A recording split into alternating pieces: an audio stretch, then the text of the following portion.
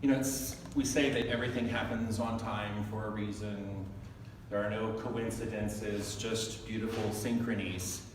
And this morning, Mr. Jeff Nunez, yes, Jeff, the bald guy in the back, shared on his Facebook page this quote: "Everything is energy, and that's all there is to it." By the way, this is Albert Einstein. "Match the frequency of the reality you want, and you cannot help but get that reality. It can be no other way. This is not philosophy, this is physics."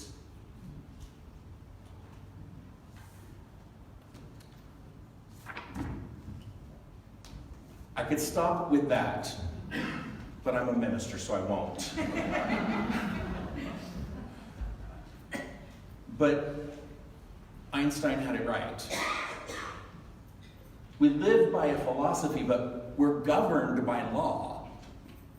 There's nothing that happens in the universe that is happening on accident. There's nothing that's happening that isn't a prescribed part of the way it's supposed to act. The law is impartial. It will do whatever you put into it to do. That's the tough part sometimes to swallow, because things get put into the law that none of us would want there, and yet they're there. We are vibrational beings. We are constantly broadcasting into a creative law. Constantly, our energy is going into that. And it has no choice but to respond to us in kind. So what we're putting out, we're going to get back. Now, I send out affirmations every morning. Many of you get them. If you want them and you're not getting them, see me after service. I can add you to my list of 245 people. I do not clap for me, I clap for the impact that it can have. We are putting out these positive vibrations. Now, does that stop crappy things from happening? No. Clearly. Because if it did, we'd be in a different world.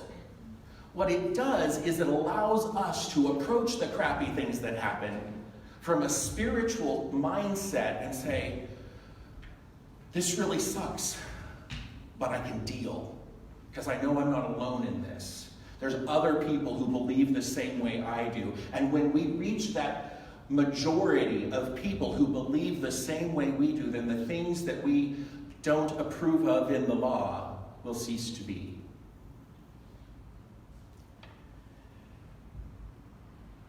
Anybody recognize this? This is called a radio. It was a model that was popular the year I was born. I suspect many of you might have had a model like this. Now, the big silver knob was the thing that you tuned in with, right? And you would rotate that until it would come into alignment with the vibrations you wanted to hear. Were they good, good, good, good vibrations? Should have sung that today. Now, radios have evolved over time. This is what it looks like in a car. And you just press a little button and digitally it finds the right number.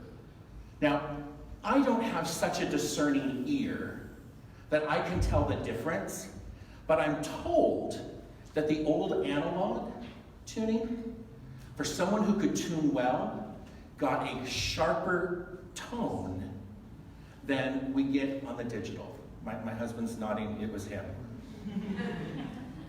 Not surprised. He knows details about things that I couldn't care less about. And yet I get this wealth of knowledge. See, the verb tuning our radio, we can use to tune our spiritual vibrations. Which means in the tuning process, there's always a little tweaking going on, right? Maybe you drive through an area where the signal's not quite so strong and you tweak it a little bit. That happens in life. Things happen and you're like, oh, I'm and you tweak it so you get back on. See, I believe that spirit or creative intelligence or love, whatever you want to call it, was that original broadcasting station. It was the one that was putting out all the vibrations. Now, until a vibration lands on something or bounces off of something, it's just drifting off into oblivion, right? It requires our ears and our eyes and our sense of smell and our sense of touch and our sense of taste to stop the vibration somewhere so that we can perceive it. So in one way, we are receivers of the broadcast, taking in information from all around us all the time. And in another way, we are speakers, broadcasting our own vibrations out into the universe around us. See, we're not isolated here. We're part of this give and take. You can't be in this cosmos without there being something impacting you and without you impacting something else. Dr. Holmes says, science tells us that all form comes from one substance, made manifest through vibration. This further helps us see the relationship of the word to the formless and teaches us the indestructibility and eternality of energy and cosmic stuff. A vibration. In the book of John, in the beginning was the Word, and the Word was with God, and the Word was God. Translation, your word is God. What you say into the universe is going to come back to you. Some call it karma, some call it the law of cause and effect. What you put out, you're going to get back. So then the question is, are you putting out stuff that you really want to get back? Some days, I'm good. I'm putting out all these good vibrations, and there's love flowing, and joy, and peace. And then, son of a gun, I've got to drive somewhere.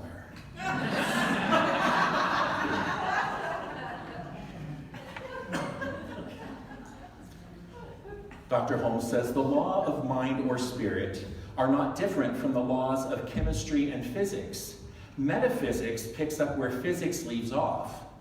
Everything is moving. Everything we can take hold of and analyze, all things in the physical world or the world of form, are in a certain rate of vibration and are an effect. This is the result of an infinite thinker thinking mathematically. Shall I say that again? Yeah. The laws of mind or spirit, meaning they are synonymous, are not different than the laws of chemistry and physics. So the laws of God are not different than the laws of science. The laws of God pick up where the laws of science leave off.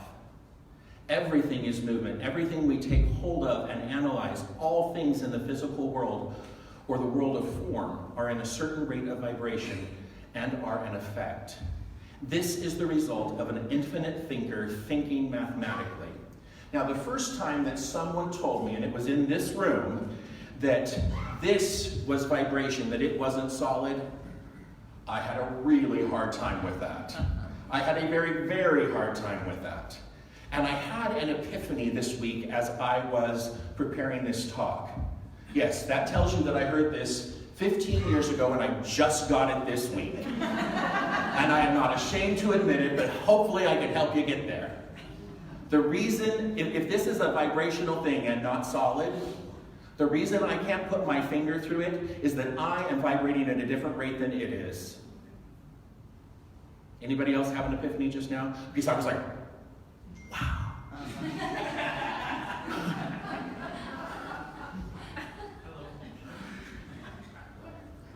I couldn't wrap my head around it. How can everything be vibration if I can't, because, if I see something vibrating, I should be able, it's not solid, right? I could be able to put my hand through it.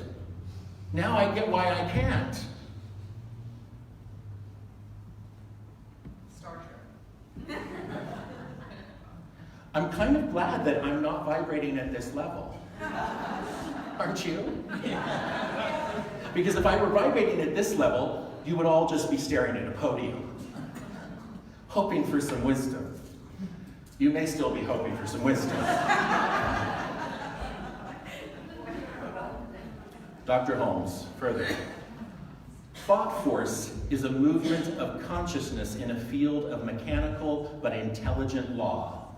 The movement of consciousness upon itself creates a motion or vibration upon substance, the force of which is equal to the embodiment of the thought set in motion.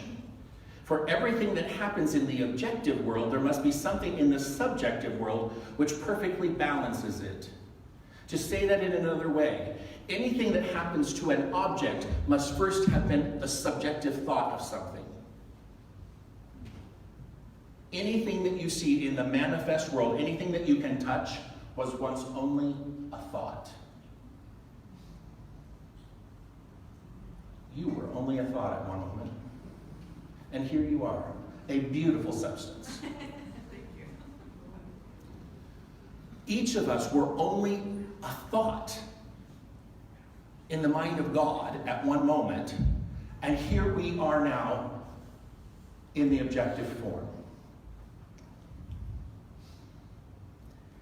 Each person is his or her objective state, each person in his or her objective state is a distinct and individualized center of universal mind. I had another epiphany this week. This was it. In our individualized forms, in our objective state, we are separate from one another. But in our subjective state, that place where there's only one mind and we're all interconnected in that, in the subjective state, each is universal because of the indivisibility of the mind. So while I may have this flesh that separates me from your flesh, there is something in here that is connected to something in there, and we can't deny it. It's there. How many of you have ever walked into a room and just felt like, oh, there's peace in this place. There's good vibes in this place. Every week here. I have the same experience. Conversely, I'm sure that there have been times when you have walked into a space and it wasn't what we have here. You walk in and you're just like, it pushes back against you if you're really perceiving it. We can be a vibrational force that disturbs that, rather than letting that be a vibrational force that disturbs us. But it requires concentration. There are so many things going on in the world right now. We have people dying, we have people sick, we have fires, we have earthquakes, we have, you name it, it's going on right now. The question is, how do we vibrationally deal with that on the subjective level so that what we bring into the objective form is something that will be a world that works for everyone?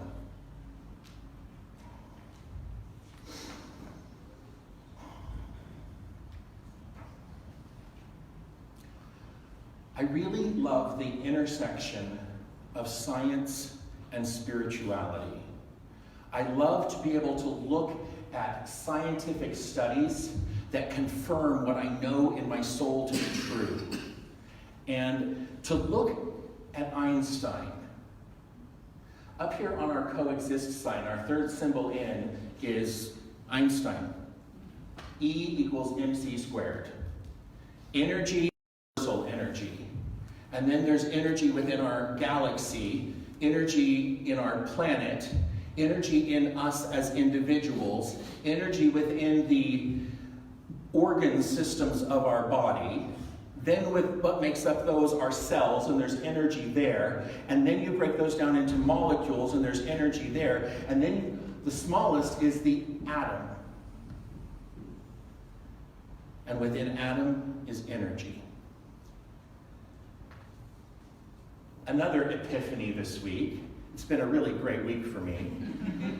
or a week of ketchup, who knows? How much energy was in the atom bomb?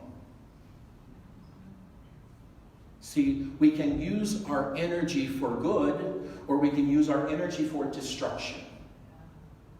How many atoms are in your body translates to how much energy could you be using in the world to be a beneficial force.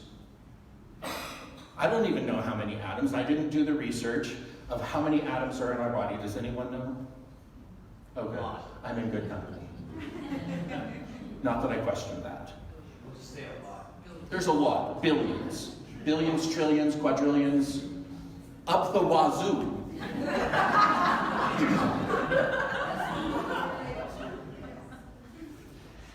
If that much energy can exist in one single atom, that it can destroy a city, think about all of the energy that exists within you to bring peace to the planet.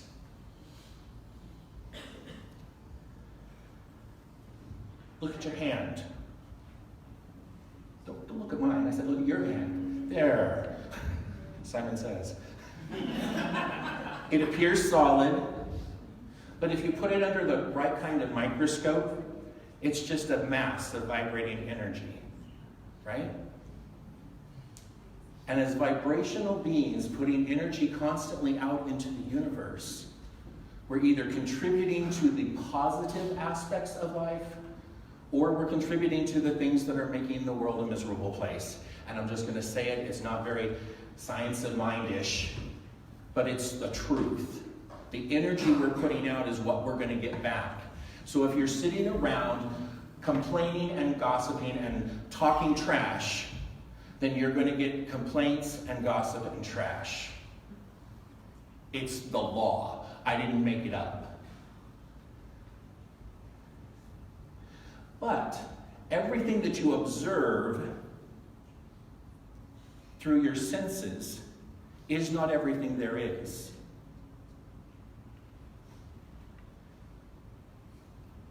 If that were so, then we would still believe that there is a flat planet, that the earth or that the sun takes a bath in the western sea every night and pops up miraculously in the eastern sky every morning.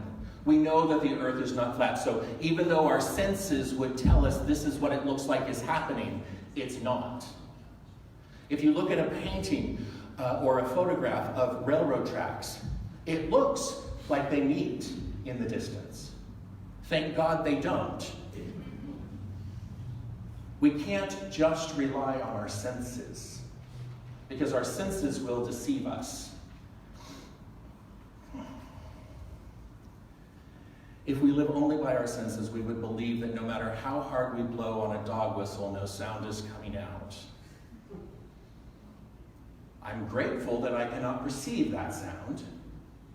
Reverend Kathleen used to say that there were certain opera singers that only dogs could hear. That stuck with me.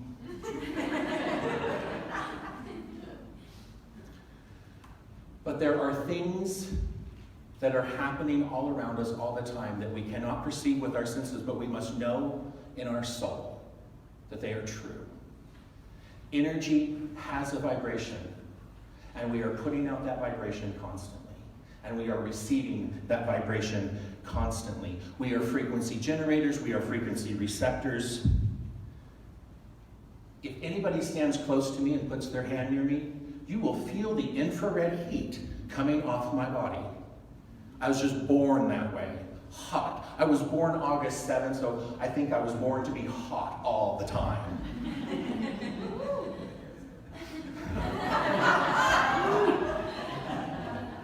Hot stuff. I'm gonna take these people anywhere. It's all energy. Indeed. So, one too many. Two too many. One more. There we go. Now, I know that Dr. Clancy used to like acronyms, and I kind of had to doctor this one to make it work. Faith. Feel as if the thing has happened. And it's especially helpful to have that up there like that so you can see it. Feel as if the thing has happened. That is how we attract the vibration of what we want. The whole core of that is to feel. Now, there are people who are labeled by our society as oversensitive. Oversensitive can be an incredibly powerful tool in the mind of a metaphysician. Because the metaphysician who is oversensitive can really get into that feeling spot. What does it feel like to have that? What does it feel like to have utter peace? They can get there. What does it feel like to be in complete turmoil because your football team just lost the World Series? That was for you, Wayne. I know that football is the Super Bowl. Feel as if the thing has happened. Vibrationally put out into the universe that the thing has happened. And it has.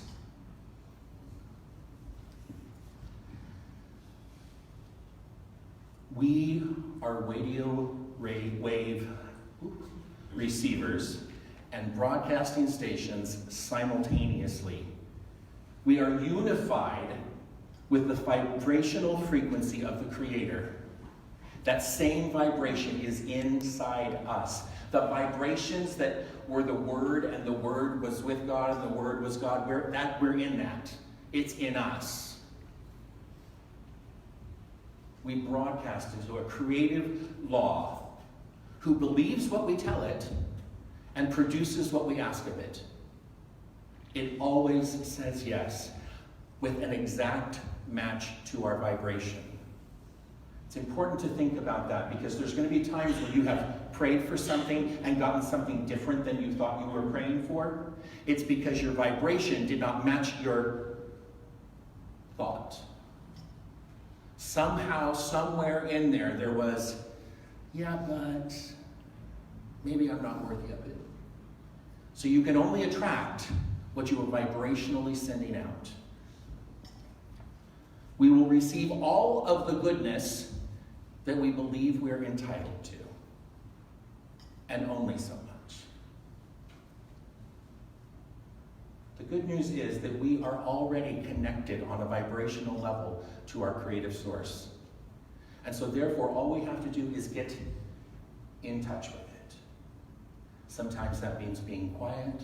Sometimes that means singing. Sometimes that means praying. Sometimes it means chanting. Sometimes it means journaling. Whatever it is that gets you into that space where you know unequivocally that you are part of the one, that's yours to do.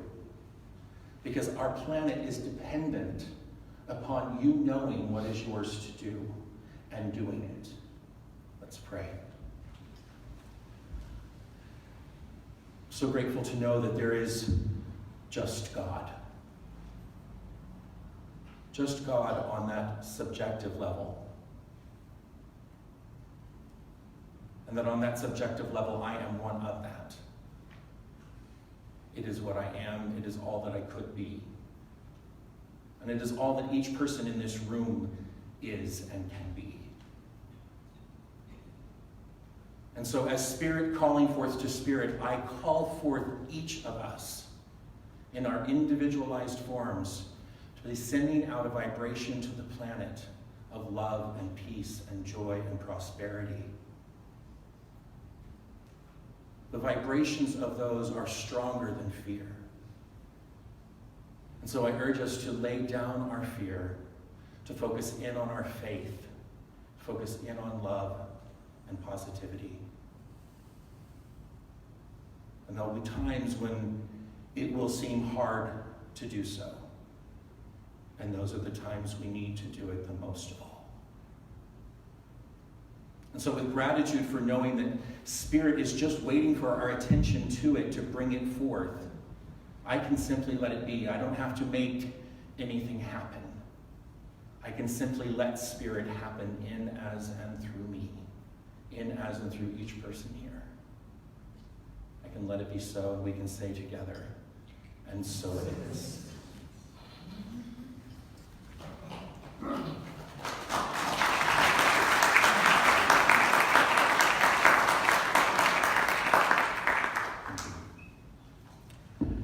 It is that time in our service where Sean is going to sing us another song, and we're going to take up our offering.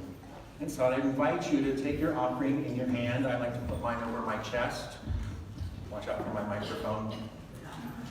And read with me our offering affirmation. From the love of pure Spirit within me, I bless this gift. I send it forth to heal and bless and prosper. It is evidence of my faith and belief. It does good work in the world and returns to me multiplied abundantly.